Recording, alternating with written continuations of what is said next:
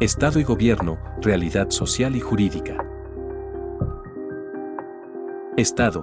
Por Estado entendemos el conjunto de instituciones públicas que regulan la vida de un país, que se instituye sobre los intereses y voluntades particulares. Estado es la organización política soberana de una sociedad establecida en un territorio determinado, bajo un régimen jurídico, con independencia y autodeterminación, con órganos de gobierno y de administración. La actividad del Estado se origina en el conjunto de operaciones, tareas y facultades para actuar jurídicas, materiales y técnicas que realiza por medio de los órganos que integran la administración pública. La actividad general del Estado se desarrolla de acuerdo con el orden jurídico imperante. Finalmente, por gobierno entendemos una administración transitoria del Estado. El gobierno está constituido por las instituciones y los funcionarios que las integran, que tienen a su cargo temporariamente la conducción y el funcionamiento del Estado. La característica más importante del gobierno es la posesión, durante su mandato, del poder público, es decir, de la suficiente autoridad para exigir el cumplimiento de las normas legales, incluso mediante el empleo de la fuerza y, llegado el caso, imponer el correspondiente castigo. Gobierno, Estado y gobierno no son la misma cosa, aunque la convención y confusión lingüística lleve a utilizar los términos como sinónimos. Existe una diferencia fundamental entre ambos: el Estado es permanente, en tanto que el gobierno es temporal. El Estado prevalece sobre cualquier circunstancia, mientras que el gobierno cambia según las circunstancias políticas. La voluntad del Estado se expresa por medio de las instituciones, constitución, leyes, etc., y sus agentes son los que componen esas instituciones e imponen su observancia. Estos agentes del Estado constituyen el gobierno. Siendo así, por interés del Estado cabe entender que los intereses de largo plazo del conjunto de instituciones que conforman al Estado. En cambio, los intereses del gobierno son los intereses de corto plazo de una administración, que por momentos pueden coincidir, pero también pueden divergir sustancialmente de los intereses de la ciudadanía, o aún de los intereses del mismo Estado. Algo similar ocurre con las políticas. En las políticas de gobierno, es esperable que los partidos de oposición plantean alternativas y críticas, no de manera sistemática, sino cuando entiendan que así corresponde, porque las medidas adoptadas por la administración a cargo se oponen a su propio ideario. En las políticas de Estado, en cambio, es deseable que gobierno y oposición vayan juntos. Una deformación habitual de los gobiernos en las democracias débiles es la utilización del Estado para fines propios. Este fenómeno, que es una tentación difícil de resistir en cualquier sistema político, deriva de una tremenda confusión entre Estado, gobierno y partido. Esa identificación conduce a suponer que los ciudadanos que llegan, sea por elección o por delegación, a ocupar la función pública, están autorizados a servirse del Estado como instrumento de acumulación de poder. Regulaciones para evitar este fenómeno. 1. Separación de poderes. Garantiza que el poder ejecutivo, legislativo y judicial sean independientes entre sí, de modo que se controlen mutuamente y eviten abusos. 2. Estado de Derecho. Todas las personas, incluyendo quienes están en el poder, están sujetas a la ley. Una constitución clara y respetada es clave para mantener este principio. 3. Instituciones sólidas e imparciales. Organismos autónomos, como tribunales, fiscalías y órganos electorales, deben operar sin influencia del gobierno o de partidos políticos. 4. Mecanismos de transparencia y rendición de cuentas. Las políticas de acceso a la información, auditorías públicas y el seguimiento ciudadano son fundamentales para detectar y sancionar irregularidades. 5. Elecciones libres y competitivas. Garantizar procesos electorales justos e independientes evita que un partido monopolice el poder. En democracias sólidas, estas regulaciones están respaldadas por una cultura política que fomenta la ética pública y el respeto a las instituciones. Sin embargo, en democracias débiles, el problema persiste porque las instituciones son frágiles o porque los ciudadanos no exigen con firmeza estos principios. John Kenneth Galbraith decía que la ignorancia es una de las mayores amenazas para la democracia.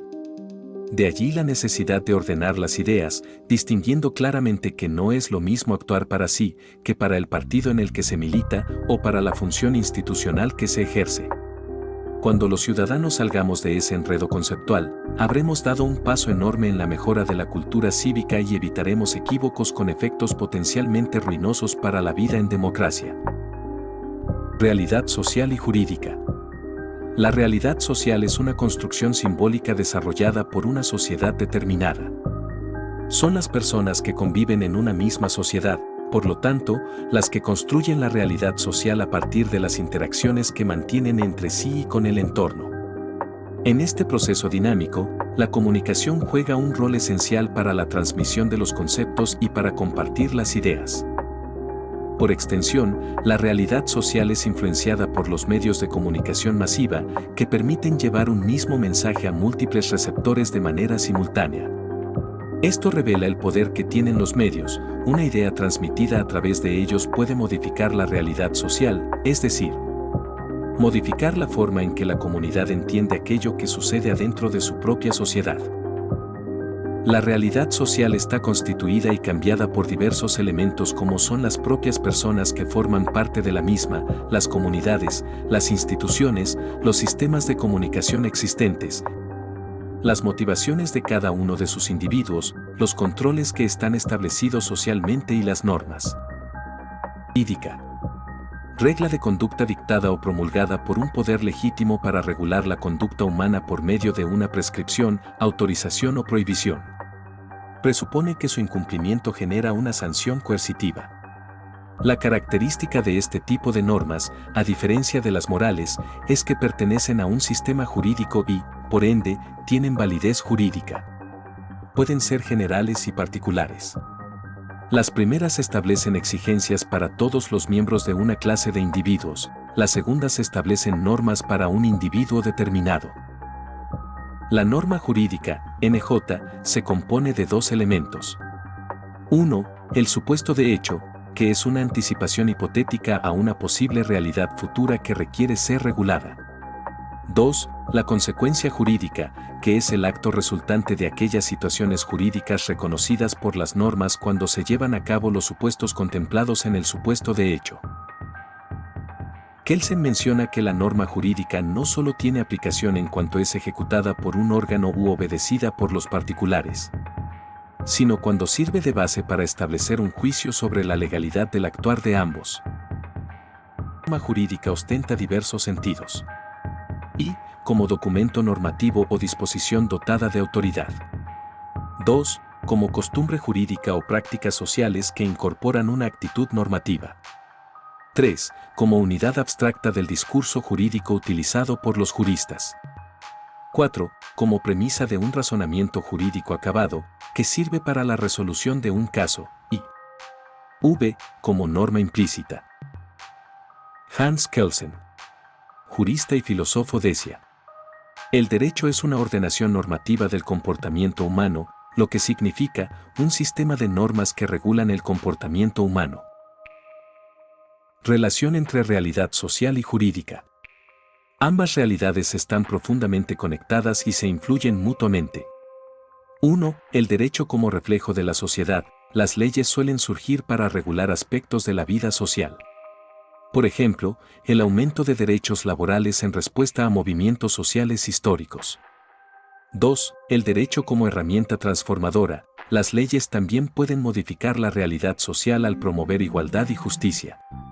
Ejemplo, la legalización del matrimonio igualitario cambia normas sociales y culturales. 3. Conflictos y tensiones. En ocasiones, la realidad jurídica no responde adecuadamente a las necesidades sociales, lo que genera tensiones.